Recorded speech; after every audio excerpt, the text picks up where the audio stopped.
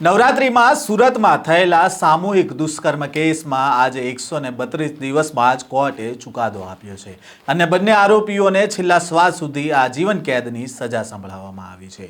વિગતે વાત કરીએ સુરતમાં નવરાત્રિ દરમિયાન થયેલા ચકચારી કેસમાં કોર્ટે શું ચુકાદો આપ્યો છે। વૈષ્ણવજન તો તેને કહીએ જે પીડ પરાઈ જાનાને રે। નમસ્કાર, નવજીવન ન્યૂઝમાં આપનું સ્વાગત છે। હું છું જયંત દાફડા।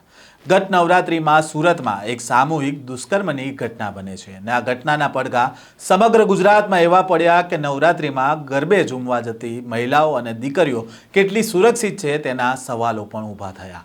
8 ઓક્ટોબરે નવરાત્રિના રાત્રિના સમયે સુરતના કોસંબા પોલીસ સ્ટેશન વિસ્તારના એક ગામની સીમમાં એક સગીરા તેના મિત્ર સાથે બેઠી હતી અને આ દરમિયાન મુન્ના કરબલી પાસવાન અને શિવશંકર ઉર્ફે દયાશંકર ચોરસિયા અને રાજુ બાઇક ઉપર આવે છે।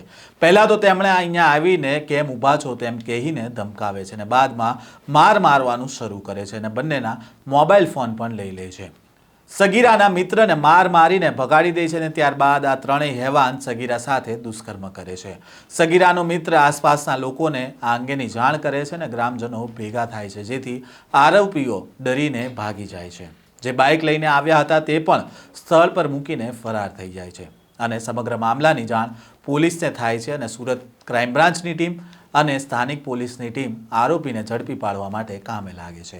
આ દરમિયાન આરોપી મુન્ના કરબલી પાસવાન, શિવશંકર ઉર્ફે દયાશંકર ચોરસિયા અને રાજુને ઝડપી પાડવામાં આવે છે અને કોર્ટ ટ્રાયલ દરમિયાન બીમારીના કારણે શિવશંકરનું મોત થાય છે એટલે બે આરોપીઓ સામે ટ્રાયલ ચાલી રહી હતી। ત્યારે આજે 132 દિવસે આ કેસના બંને આરોપીઓને કોર્ટે છેલ્લા શ્વાસ સુધી આજીવન કેદની સજા આપી છે। આ અંગે સરકારી વકીલે શું કહ્યું તે સાંભળો। માંગરોળ ખાતે જે ગેંગરેપનો બનાવ બનેલો 8-10 ના રોજ તે કેસમાં સુરતના સ્પેશિયલ કોર્ટના જજ શ્રી વી પરમાર સાહેબે શનિવારે ચુકાદો જાહેર કર્યો અને બે આરોપીને દોષિત ઠેરવા।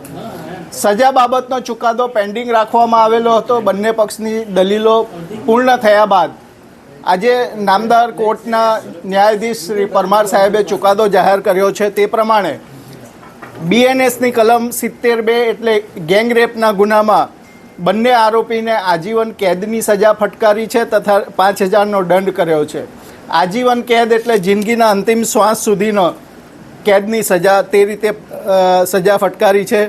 એ ઉપરાંત પોક્સો એક્ટ હેઠળ પણ એને આજીવન કેદ અને 5,000 રૂપિયાનો દંડની સજા કરી છે। એટ્રોસિટી એક્ટ હેઠળ પણ એને મેક્સિમમ સજા ફટકારવામાં આવી છે તથા દંડ ફટકારવામાં આવ્યો છે। સાથે સાથે ભોગ બનનાર પીડિતાને વિક્ટિમ સહાય યોજનામાંથી 10 લાખ રૂપિયાનું વળતર આપવું તેવો પણ હુકમ કર્યો છે।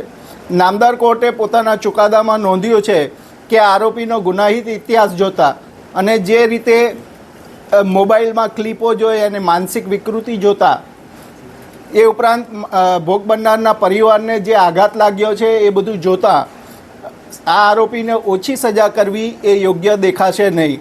સમાજની પણ અપેક્ષા છે કે આને વ્યવસ્થિત એના ગુના પ્રમાણેની સજા હોવી જોઈએ। નામદાર કોર્ટે સુપ્રીમ કોર્ટનું એક જજમેન્ટ પણ પોતાના જજમેન્ટમાં ટાંક્યું છે કે આને શું કામ હું ઓછી સજા નથી કરતો। એ કેસમાં નીચલી કોર્ટે ઓછી સજા કરેલી પણ નામદાર કોર્ટે કહ્યું કે ભાઈ આ બળાત્કારના કેસમાં આ રીતની ઓછી સજા કરવી પણ એ યોગ્ય નહીં ગણાશે। નામદાર કોર્ટે પોતાના ચુકાદામાં આરોપીની વર્તણૂક બાબતે સમાજને જે ન્યાયની જરૂરત છે તે બાબતે એ પણ ટિપ્પણી કરી છે। કુલ લગભગ 525થી ઉપર પાનાનું નામદાર કોર્ટે આજે જજમેન્ટ જાહેર કર્યું છે। સુરતના સામૂહિક દુષ્કર્મ કેસમાં આજે આરોપીઓને સજા થતા ગૃહમંત્રી હર્ષ સંઘવીની પણ પ્રતિક્રિયા સામે આવી છે અને તેમણે પોલીસ અને કોર્ટનો આભાર માન્યો છે। ભારતીય ન્યાય સંહિતા અધિનિયમ એ ગુનેગારો માટે લાલાખ અને ભોગ બનનાર માટે આશીર્વાદ સ્વરૂપ સાબિત થઈ રહ્યું છે। આ નવા કાયદા હેઠળ કોર્ટમાં ઝડપથી કેસ ચલાવવામાં સફળતા પ્રાપ્ત થઈ રહી છે। ગુજરાત સરકારે આ નવા કાયદા અંતર્ગત અનેક લોકોને સજા અપાવવામાં ખૂબ મોટી સફળતા પ્રાપ્ત કરી છે। ત્યારે સુરત જિલ્લાના કોસંબા વિસ્તારમાં બનેલી ઘટના, એક નાની દીકરી પર જે રેપની ઘટના બની, માત્ર 130 દિવસમાં કોર્ટની અંદર કેસ ચાલીને આજે આ 3 આરોપીને અંતિમ શ્વાસ સુધીની સજા અપાવવામાં સુરત જિલ્લા પોલીસ અને પોક્સો કોર્ટને આ બદલ હું આભાર બી માનું છું. અને ખાસ કરીને આ ભોગ બનનાર પરિવારને જે ન્યાય આપ્યો છે અને કડકમાં કડક સજા અપાવવામાં સફળતા પ્રાપ્ત થઈ છે તે બદલ સુરત જિલ્લા પોલીસને હું અભિનંદન આપું છું. આ નવા કાયદા અંતર્ગત આવા અનેક ગુનાઓ છે કે જેમાં ગુનેગારોને આપણે સજા અપાવવામાં ખૂબ ઝડપથી સફળતા પ્રાપ્ત થઈ છે.